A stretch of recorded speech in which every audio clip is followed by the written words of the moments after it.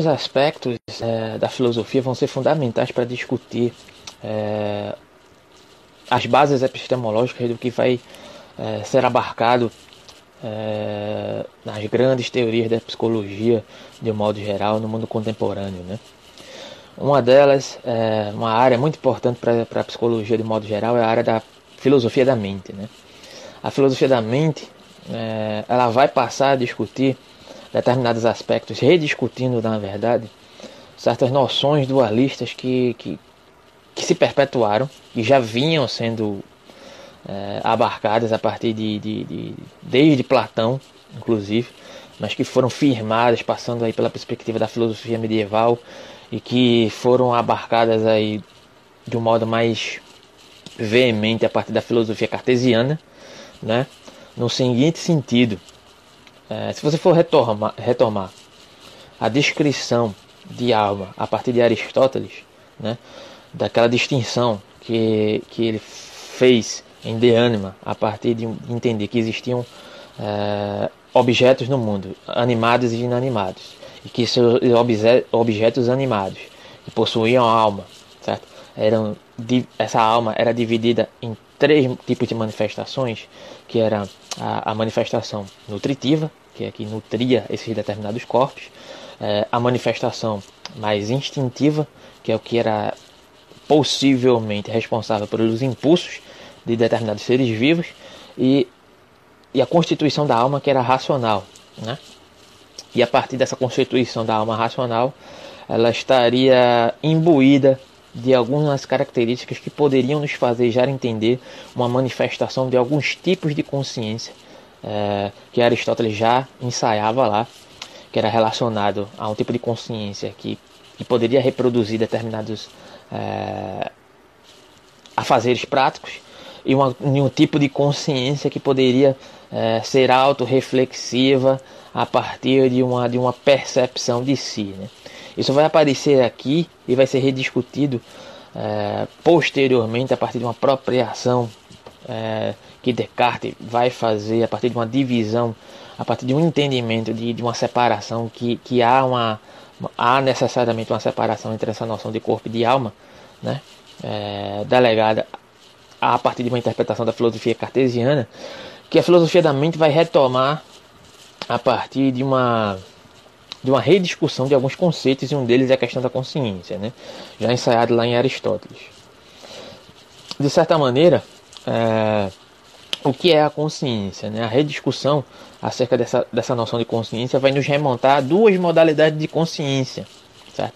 Vai nos inserir novamente no debate de o que seria realmente essa consciência. Existe um filósofo australiano chamado Armstrong, que vai nos inserir novamente aquilo que já, de certa maneira, já estaria sendo ensaiado ali por Aristóteles, né?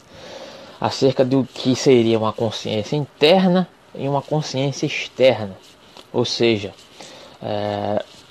essa consciência externa, ela estaria relacionada com as possibilidades que nós teríamos de representar determinados estados mentais em congruência com o mundo, ou seja, através de uma determinada capacidade de representatividade linguística para com o mundo. Já essa consciência interna, ela estaria delegada a determinadas percepções que são autoperceptíveis e que não precisariam, de algum modo, se relacionar com objetos externos, ou seja, a partir de estados de emoções que não necessariamente precisariam ser representadas através de noções linguísticas. Ou seja, ressurge aqui uma discussão daquilo que seriam, na verdade, tipos de consciência e como eles se constituiriam em relação para com esse mundo, né? E como se dariam esses estados mentais em relação com essas possibilidades internas e externas. Ou seja, afinal, o que é a consciência, né? Nesse sentido? Será que só esses 2 aspectos bastariam para definir o que seria consciência? Ou será que eles conseguem dar conta de uma constituição geral do que seria a manifestação da consciência, inclusive a partir de uma rediscussão desde os primórdios da história da filosofia antiga, inclusive perpassando para a psicologia atual e suas diferentes vertentes, como a psicologia cognitiva, a psicologia estruturalista, a psicologia com vieses interpretativos, psicanalíticos e etc. Então, segundo esse filósofo Armstrong, a consciência introspectiva existiria porque determinados tipos de mente, certo, precisariam ser capazes de monitorar os seus complicados processos mentais no propósito de coordená-los, integrá-los e planejá-los, o que tornaria possível a realização de ações mais complexas, ou seja, de modos que poderiam preparar essa mente para se relacionar com uma manifestação externa, né? Uma manifestação simbólica, mas não necessariamente essa manifestação interna ela tem que se relacionar com a representação linguística no externo, no mundo, né? Sendo um modo que se daria de uma maneira constitutiva a partir da evolução da complexidade das relações humanas para com o seu próprio entendimento de mente e para com o seu próprio aspecto cultural, né? E a Armstrong usa o seguinte exemplo, né? Se existe um determinado motorista de caminhão que dirige à noite cansado e passa a dirigir inconscientemente, ou seja, desprovido da relação do seu estado interno para com o estado externo representativo linguístico com o mundo, não só linguístico, mas também linguístico, poderia perder o controle dessa direção e provavelmente causar um acidente. Mas se automaticamente ele está inconsciente dos seus processos internos, mas ao mesmo tempo ele está conectado de algum modo com essa representação do mundo, mesmo desconectado de um aprofundamento mais reflexivo, mais complexo, que se daria a partir de uma noção, de uma percepção do eu e o relacionamento desse eu com o mundo externo, se ele tivesse totalmente desconectado desse aspecto externo, ele provavelmente perderia o controle e causaria um acidente ali naquele contexto. Mas de algum modo a sua consciência perceptual, o seu modo relacional para com o mundo externo está conectado, apesar de o seu ambiente introspectivo estar desconectado, né? Então aqui nos remonta a uma seguinte questão, né, que é a noção da relação, de uma manifestação daquilo que se entende como a consciência introspectiva, né, que seria a noção do eu. Ao que parece, poderíamos admitir uma certa consciência de nós mesmos através de uma cognição de certos reconhecimentos de estados mentais, como associados à nossa noção de personalidade, caráter, certo?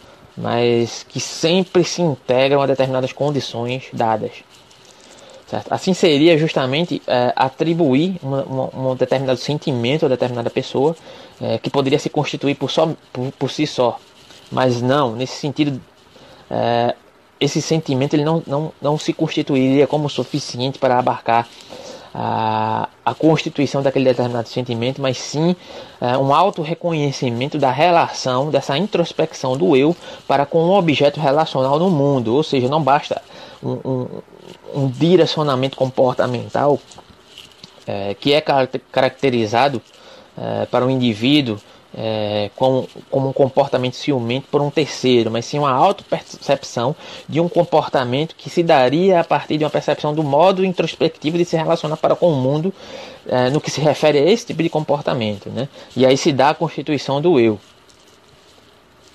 E aí que surge outra questão, né? Porque de algum modo tendemos a reconhecer que os animais eles não possuem uma determinada racionalidade que poderia ser comparada a nós humanos, né? Porque sempre é perpassado por algo que seria uma noção de experimentação. O que é essa noção de experimentação? Essa noção de experimentação se dá de acordo com a nossa percepção de que nossos semelhantes podem ter comportamentos parecidos com os nossos, e a partir disso podemos traçar um determinado parâmetro de o que seria a experimentação de determinados estados mentais em relação para com o mundo. Ou seja, de certo modo podemos entender que certos animais eles também têm uma determinada percepção interna e externa dessa relação para com o mundo, mas ela não se assemelha às nossas, né? Então, se essa relação interna e externa desses animais como reagem para com o mundo a partir de determinados aspectos comportamentais, visíveis inclusive, eles não podem se assemelhar aos nossos, então tendemos a dizer que, de certa maneira, o tipo de consciência que se manifesta nesses animais não poderia ser assemelhado ao nosso, porque tendo em vista que não temos como comparar o comportamento deles aos nossos, porque os nossos tipos de comportamento são, entre aspas, peculiares. Podemos simbolizar de uma maneira mais inteligível, certo? De um ser humano para com o outro, para poder comparar determinados comportamentos e assumir assim que nós somos constituídos sim desse tipo de percepção mais sofisticada, de uma noção de consciência muito mais sofisticada e que certos animais não teriam, né? Ou seja, mesmo que admitamos que alguns animais também possam possuir esse estado por observação, né? Interno e externo, de um modo que se constitui em relacionamento para com o mundo, jamais poderemos dizer que o tipo de consciência, segundo essa interpretação, que se manifesta nos animais seria comparável à consciência que se manifesta em nós humanos, né? Justamente por conta desse caráter experimental, dessa noção empírica que pode se dar a partir de uma comparação entre pares, de uma simbolização linguística que pode se dar de uma maneira que podemos comparar de um modo geral, que teríamos o tipo de racionalidade privilegiado em detrimento dos animais, apesar de ser improvável, totalmente improvável na verdade, que possamos experimentar esses estados mentais contidos nesses animais e afirmar com veemência que esses animais também não são constituídos do mesmo tipo de consciência que nós, né? Então seria uma impossibilidade. Então, para filósofos como Thomas Nagel, o problema mais importante não seria o de classificar formas de consciência ou de se investigar os seus traços mais característicos.